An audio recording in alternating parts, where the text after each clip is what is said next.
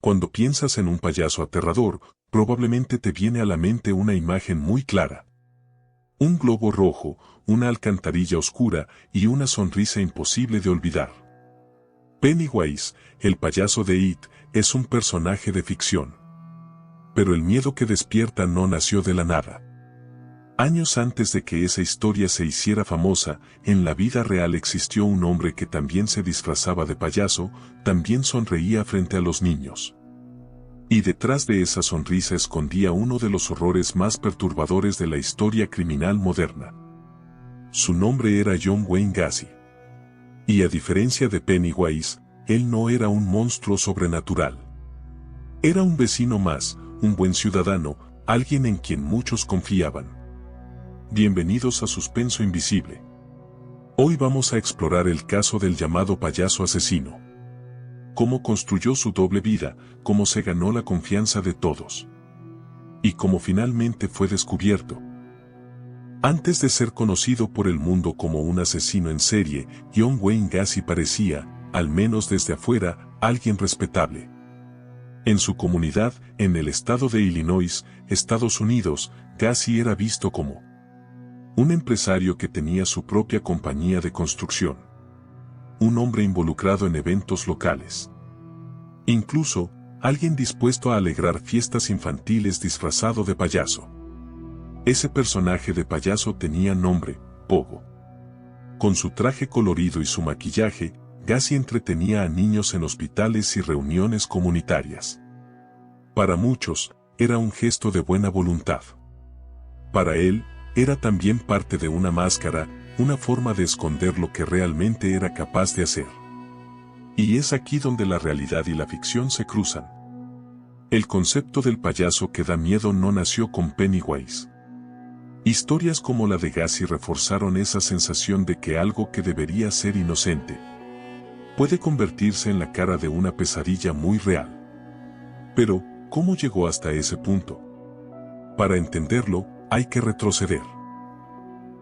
John Wayne Gacy nació en 1942 en una familia de clase trabajadora.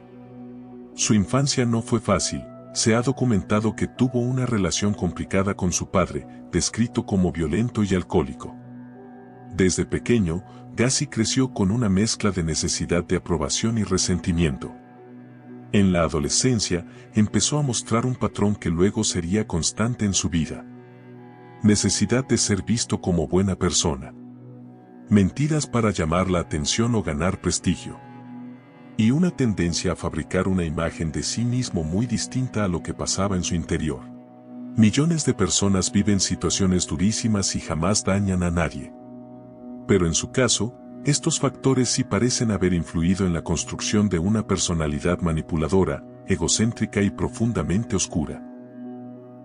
Mucho antes de convertirse en el payaso asesino conocido por los medios, Gacy ya había mostrado conductas delictivas graves.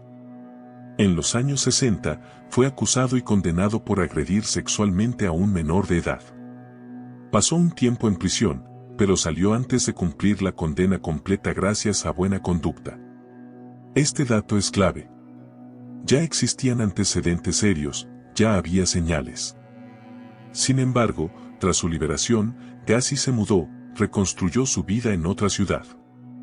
Y, poco a poco, fue borrando ese pasado ante los ojos de los demás. En su nueva etapa, se casó. Montó una pequeña empresa de construcción. Se involucró en actividades comunitarias. Empezó a proyectar la imagen de un hombre trabajador, comprometido y normal.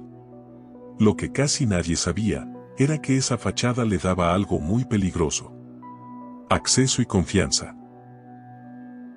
A medida que su negocio crecía, Gacy comenzó a contratar a jóvenes, en su mayoría adolescentes, para trabajar en su compañía de construcción. Muchos de ellos provenían de contextos humildes. Necesitaban dinero, oportunidades, y Gacy se presentaba como alguien que les tendía la mano. Detrás de esa oferta, se escondía otra realidad.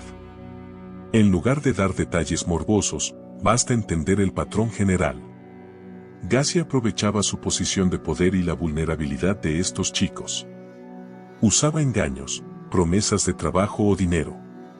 Y en algunos casos, la desaparición de estos jóvenes pasaba casi desapercibida, porque muchos estaban en situaciones familiares complicadas o vivían de forma independiente. Con el tiempo, empezó a formarse alrededor de él un círculo de desapariciones sin explicación clara. Pero en los años 70, sin redes sociales, sin bases de datos unificadas y con comunicación lenta entre distintas comisarías, era más fácil que estos casos no se conectaran entre sí. Puertas adentro, su casa se convirtió en el escenario de sus crímenes.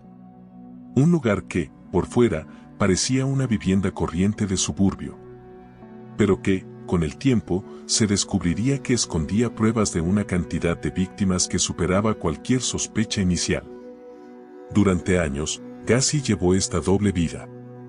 En público, empresario, vecino, payaso, voluntario. En privado, un depredador peligroso. Todo cambió a finales de 1978, con la desaparición de un joven llamado Robert Payest. Robert trabajaba en una farmacia y fue visto por última vez cuando dijo que iba a hablar con un contratista que le había ofrecido trabajo. Ese contratista era John Wayne Gacy. Cuando Robert no regresó, su familia no se quedó de brazos cruzados. Insistieron. Exigieron respuestas. Y la policía, esta vez, los escuchó. Gacy fue rápidamente señalado como la última persona que había visto al chico con vida. Los investigadores comenzaron a observarlo de cerca. Interrogatorios. Vigilancia. Órdenes de registro. Al principio, Gacy negó todo. Mantuvo la actitud de hombre respetable, confundido por las acusaciones. Pero a medida que la policía escarbaba en su pasado y en su propiedad, las contradicciones y las pistas comenzaron a acumularse. Finalmente, las autoridades obtuvieron una orden para revisar de forma más exhaustiva su casa. Lo que encontraron allí sería el principio del fin para John Wayne Gacy. Sin entrar en detalles gráficos, basta decir esto. En su propia vivienda y en el terreno de la casa, la policía halló restos de múltiples víctimas. Una cantidad que, con el tiempo, superaría las 2 decenas, convirtiendo el caso en uno de los más impactantes de la historia criminal estadounidense. La imagen del buen vecino se derrumbó en cuestión de días. Una vez detenido, el caso explotó en los medios. El concepto de un payaso que animaba fiestas infantiles y, al mismo tiempo, era responsable de tantos crímenes, era demasiado impactante para la opinión pública. Durante el juicio, la defensa intentó argumentar que Gacy no estaba en pleno uso de sus facultades mentales. La fiscalía, por su parte, presentó pruebas contundentes de planificación, engaño y control. El jurado no tardó en llegar a una conclusión. Gacy fue declarado culpable de múltiples asesinatos. La sentencia fue una de las más duras posibles. Recibió varias condenas a cadena perpetua y también sentencias de muerte. Pasó años en el corredor de la muerte. Mientras tanto, su figura se transformó, para el público, en un símbolo del mal oculto tras una fachada de normalidad. Finalmente, la sentencia se cumplió. Gacy murió ejecutado en 1994. El caso de John Wayne Gacy no solo marcó a las familias de las víctimas y a la comunidad donde vivía. También dejó una huella profunda en la cultura popular.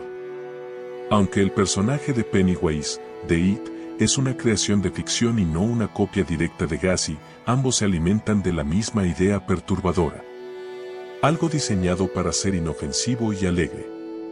Que, de repente, se convierte en la encarnación del miedo.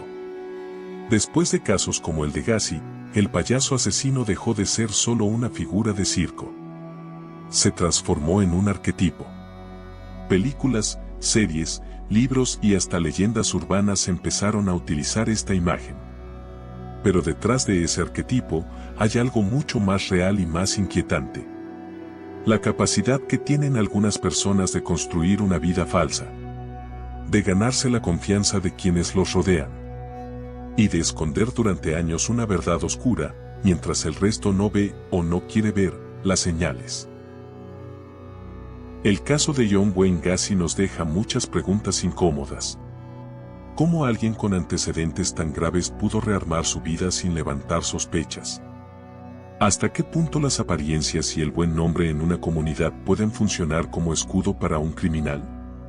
¿Y cuántas veces, incluso hoy, preferimos creer en la versión cómoda de alguien antes que aceptar que algo no encaja? Pennywise desaparecerá cuando termine la película o cierres el libro. Pero figuras como Gacy nos recuerdan que los monstruos más peligrosos no flotan en alcantarillas ni tienen poderes sobrenaturales. Se visten como nosotros, hablan como nosotros y, muchas veces, se esconden detrás de una sonrisa. En Suspenso Invisible, creemos que conocer estos casos no es solo una forma de sentir escalofríos, sino también de entender mejor cómo funcionan la manipulación, el silencio y la falta de controles. Si te interesan los crímenes reales, las desapariciones y los misterios que revelan el lado más oscuro del ser humano, te invito a suscribirte y activar las notificaciones. En próximos videos, seguiremos explorando historias donde el miedo no viene de lo paranormal, sino de lo que las personas son capaces de hacer cuando nadie parece estar mirando.